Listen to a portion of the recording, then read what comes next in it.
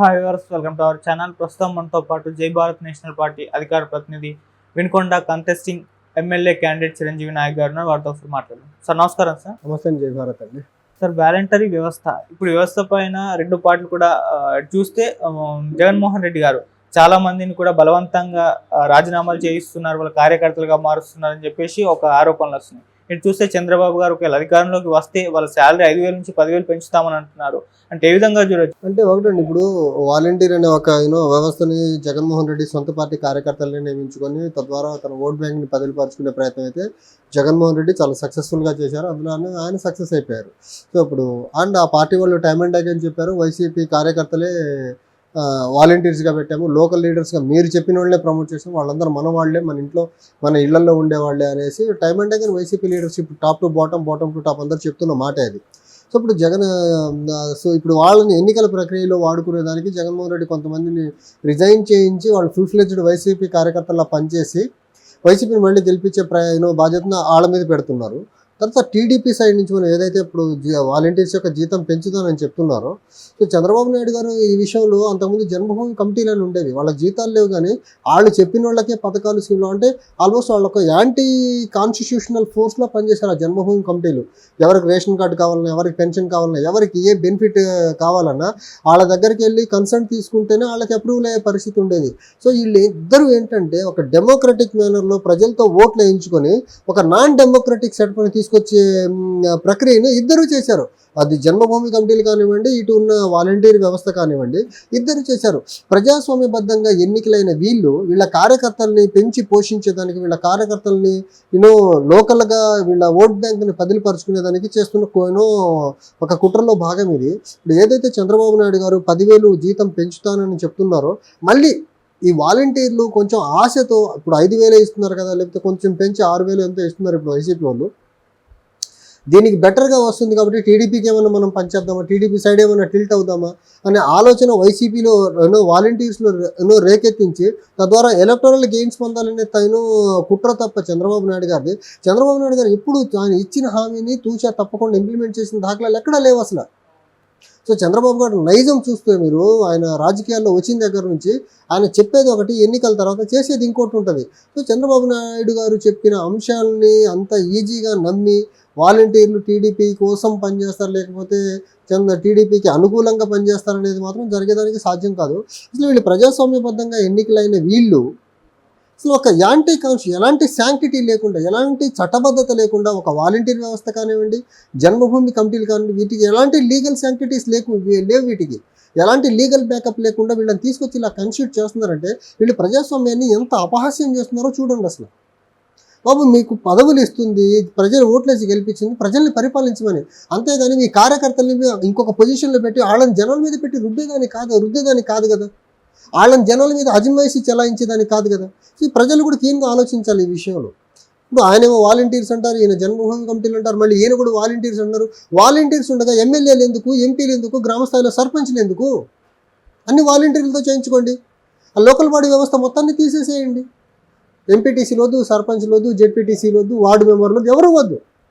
అంతమంది ప్రజాప్రతినిధులు ఉండగా, అంతమంది లోకల్ లెవెల్లో పనిచేసే గవర్నమెంట్ స్టాఫ్ ఉండగా ఈ వాలంటీర్లు ఎవరండి? నాతో మొన్న ఒక వీఆర్ఓ మాట్లాడితే చెప్తున్నాడు, ఇది మేము కూడా ఇవ్వగలమండి, పెన్షన్స్ మేము ఇవ్వాలి, మాకు ఇవ్వకుండా వాలంటీర్ అనే ఒక సూడో సిస్టమ్ ఎందుకు డెవలప్ చేశాడు జగన్మోహన్ రెడ్డి అని అడుగుతున్నాడు. మేము ఇవ్వలేము, ఇప్పుడు మా చేతికి ఇచ్చారు, ఇదేదో అన్ప్లానెడ్ కాబట్టి మాకు 2 రోజులు టైం పట్టింది, అదే ప్లానెడ్గా ముందే మాకు ఇచ్చేస్తుంటే ఫస్ట్ డే మేమంతా డిస్ట్రిబ్యూట్ చేసేవాళ్ళం కదా, దానికి వాలంటీర్ ఆవశ్యకత ఏముందని అడుగుతున్నాడు అతను. సో ఈ వాలంటీర్స్ అనే ఒక వ్యవస్థ ఏదైతే ఉందో ఓటు బ్యాంక్ని పదిలిపరుచుకోవాలా, ఓట్ బ్యాంక్ చేజార్చకుండా ఉండాలా, జగన్మోహన్ రెడ్డి ఏదో చేస్తారనే ఒక భాగంలో ప్రలోభాలు ప్రతి ఓటర్ దగ్గరికి తీసుకెళ్లాలా అనే ప్రయత్నంలో భాగంగా తీసుకొచ్చింది. దాన్ని చంద్రబాబు నాయుడు గారు సక్సెస్ఫుల్గా వాడుకోవాలని చూస్తున్నారు తప్ప దీనివల్ల ఆంధ్రప్రదేశ్కి స్పెషల్గా జరిగిన బెనిఫిట్ ఏం లేదు. సో ఇప్పుడే చాలా మంది రాజీనామాలు రిజైన్ చేస్తున్నారు కదా, వాళ్ళందరినీ కూడా జగన్మోహన్ రెడ్డి గారు అధికారంలోకి వచ్చిన తర్వాత మళ్ళీ కూడా వాళ్ళ జాబ్లు వాళ్ళకి ఇస్తాయని చెప్పేసి కూడా అంటున్నారు. అంటే ఒకటండి, ఇప్పుడు వాలంటీర్ అనేది వాళ్ళని రిజైన్ ఎందుకు చేస్తున్నారంటే వాళ్ళు ఫుల్ ఫ్లెడ్జ్డ్ ఫోకస్డ్గా ఎలక్షన్లో పనిచేయాలా. ఎలక్షన్లో ఇప్పుడు వాళ్ళని రిజైన్ ఎందుకు చేస్తుందంటే మా అధ్యక్షులు వారు ఈసీ వారికి కంప్లైంట్ ఇచ్చారు, వీళ్ళని ఎలక్షన్ డ్యూటీస్ నుంచి ఈసీ వారు పక్కన పెట్టారు కాబట్టి లేదు వాటిని ఎలక్షన్ డ్యూటీలో పెట్టి వాళ్ళని స్థానచలనం చేయాలంటున్నారు. ఆ సిచ్యువేషన్ కానీ ఎరేజ్ ఈసీ ఆ డెసిషన్ తీసుకుంటే వైసీపీ ఎలక్షనీరింగ్ చేయలేదు గ్రౌండ్ లెవెల్లో, అందుకనే ముందస్తుగానే ఒక ప్రీ ప్లాన్డ్గా వాళ్ళతో రిజైన్ చేయిస్తున్నాడు.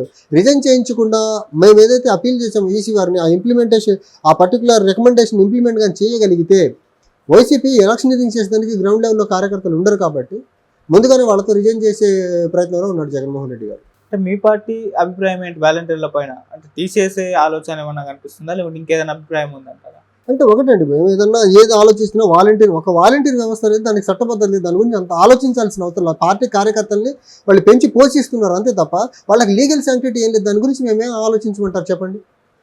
అలాంటిది ఇది జన్మభూమి కమిటీ కానివ్వండి, లేకపోతే వాలంటీర్ వాళ్ళకి ఎలాంటి లీగల్ శాంక్టిటీ లేదు, ఎలాంటి గవర్నమెంట్ ఎగ్జామ్స్ రాసి వచ్చిన వాళ్ళు కాదు, వాళ్ళు పోనీ ప్రజాప్రతినిధుల ద్వారా ఓట్లేసి గెలిచిన వాళ్ళు కాదు, వాళ్ళ గురించి ఏం ఆలోచించమంటారు? అదొక సూడో ఫోర్స్ కదా, సూడో ఫోర్స్ గురించి ఏం ఆలోచించాలి మా పార్టీ? కల వాళ్ళ గురించి కూడా ఆలోచించాలంటే జై భారత్ పార్టీ ఎందుకండి, వైసీపీలో టీడీపీ ఉంటే సరిపోతుంది కదా. అలా ఒకవేళ ఇన్ కేసు ఒకవేళ అధికారంలోకి వస్తే వాలంటీర్ వ్యవస్థ ఉంచాలా? దానికి ఏమైనా చట్టబద్ధత ఉందా? వాలంటీర్స్కి లీగల్ శాంక్టిటీ లీగల్ బ్యాకింగ్ ఏమైనా ఉందా? ఏం లేనప్పుడు ఉంచాలా లేదా? అసలు ఆ క్వశ్చన్ ఎలా అరేజ్ అవుతుంది? అసలు ఒక పార్టీ కార్యకర్తలు కదా వాళ్ళు, వైసీపీ వాళ్ళు చూసుకుంటారు వాలంటీర్లు ఏం చేయాలని. ఆంధ్రప్రదేశ్ ప్రభుత్వానికి ఏం సంబంధం వాలంటీర్స్కి? వాళ్ళ వల్ల వాళ్ళకి జీతభత్యాలు ఇచ్చి ఎంత గవర్నమెంట్ డబ్బు ఖర్చు, వాళ్ళకి గ్యాడ్జెట్స్ ఇచ్చి ఎంత డబ్బు ఖర్చు, అది దానివల్ల ఉపయోగం ఏంటిది? సో ఇప్పుడు ఈ వాలంటీర్ వ్యవస్థ రిజైన్ చేసి ఇలా వైసీపీ కార్యకర్తలు వర్క్ చేస్తున్నారు కదా, దీనివల్ల ఎటువంటి నష్టమైన ఉందా మిగతా పార్టీలు? అంటే వాళ్ళు ఒకటండి, ఇప్పుడు వాలంటీర్లు రిజైన్ చేసి కార్యకర్తగా పనిచేయడం వల్ల వాళ్ళు ఓటర్ని పెద్ద మొత్తంలో ఇన్ఫ్లుయెన్స్ చేస్తారు, అవసరమైతే బెదిరిస్తారు. అది వైసీపీ డిఎన్ని బెదిరించడం కదా, ఓటర్లని ప్రజల్ని ప్రలోభ పెట్టడం కదా, అది ఇంక ఇంటెన్స్ మేనర్లో చేస్తారు. వాళ్ళు చేసేదానికి వాలంటీర్ అనేవాడు రిజైన్ చేయడం వల్ల వాడికి ఫుల్ ఫ్లెజ్డ్ ఫ్రీడమ్ ఉంటుంది, వాడు పార్టీ కార్యకర్తగా ఇంకెక్కువ పని చేసేదానికి. తద్వారా ఏంటంటే అపోనెంట్స్ ఓటర్లను భయపెడతారు, ఓటర్ని ప్రలోభ పెడతారు.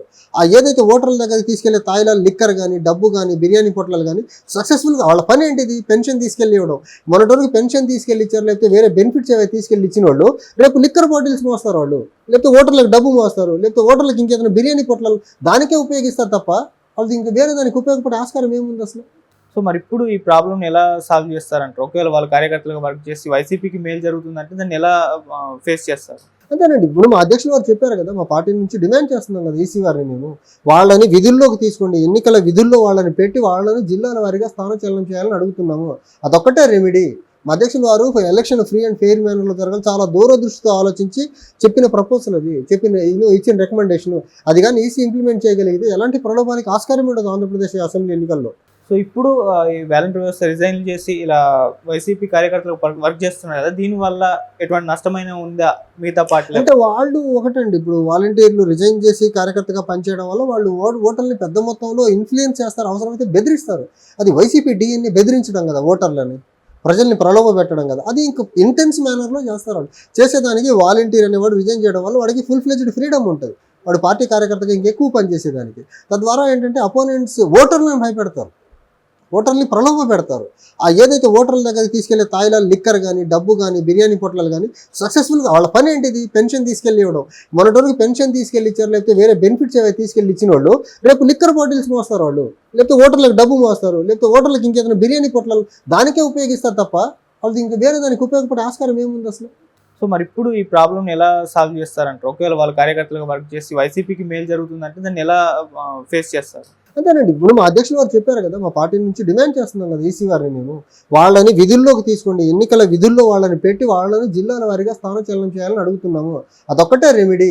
మా అధ్యక్షులు వారు ఎలక్షన్ ఫ్రీ అండ్ ఫెయిర్ మేనర్లో జరగాలి చాలా దూరదృష్టితో ఆలోచించి చెప్పిన ప్రపోజల్, అది ఇచ్చిన రికమెండేషన్, అది కానీ ఈసీ ఇంప్లిమెంట్ చేయగలిగితే ఎలాంటి ప్రలోభానికి ఆస్కారం ఉండదు ఆంధ్రప్రదేశ్ అసెంబ్లీ ఎన్నికల్లో. Thank you so much. Thank you అండి.